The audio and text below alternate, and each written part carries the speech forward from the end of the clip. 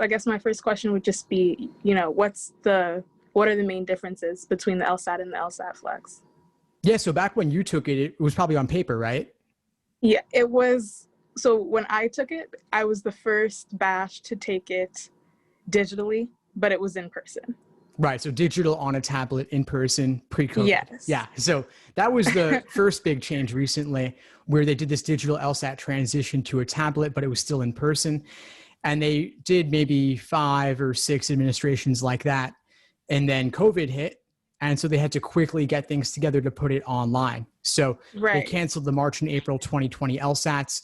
By May, they had the online LSAT-Flex set up and ready to go. So it's online, administered through ProctorU.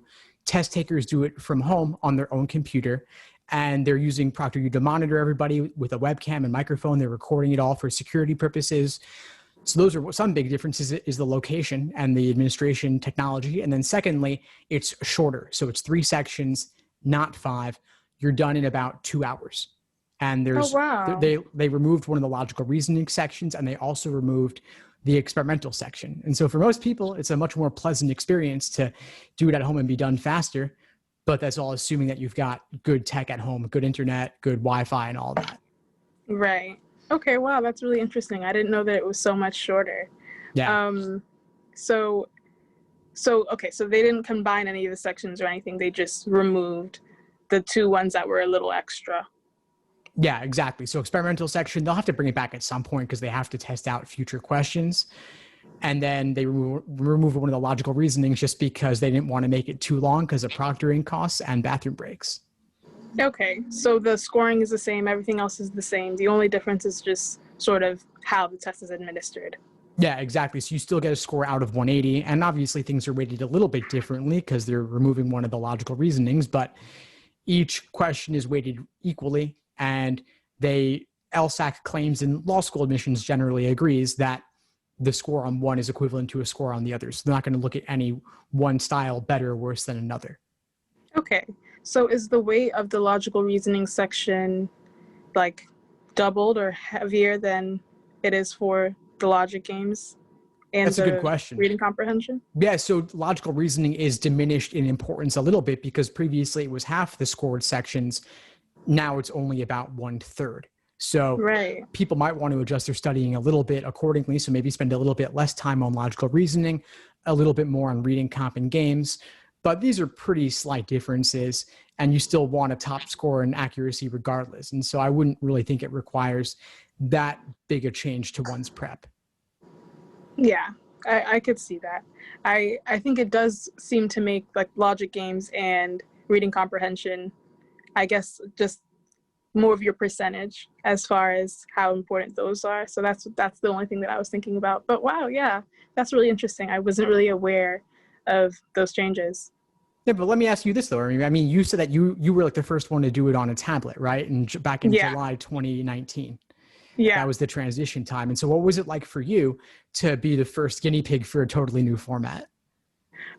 It was really interesting. So actually, I'm remembering properly now. So I actually didn't end up taking it in July. I was supposed to, but I didn't sign up for that one. And that was the time when you could still choose. Well, you couldn't choose, but it was still up in the air whether or not you would get the paper. So half of the people were getting the paper test and half of the people were getting the digital. And I remember that just kind of flustering me because I was like, I don't know which it is going to be. And I ended up opting to take it a little bit after, and when I knew it was going to be digital. So I was still amongst some of the first people to take it digital.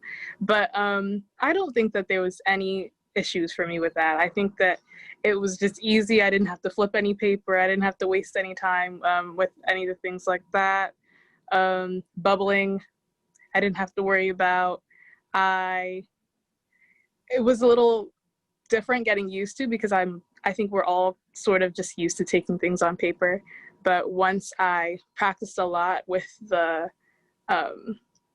had like this, I bought an iPad actually, and I had I'm trying to think of the word. Stylus? Yeah, I had the stylus, and at home I was taking it just like how I ended up taking it at the LSAT. So I had gotten very used to it by that time, and it wasn't anything difficult.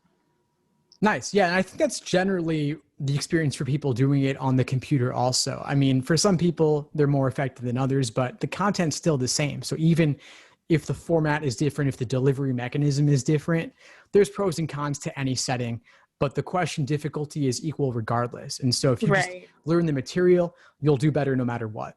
Yeah. And your score really isn't something that I think will differentiate between the two. Yeah, generally not. Generally I not. don't think so. And you focus on what you can control, right? You focus on just understanding it well, getting the highest score possible. It wouldn't even matter what the format was in most cases. Right. That's what I feel as well.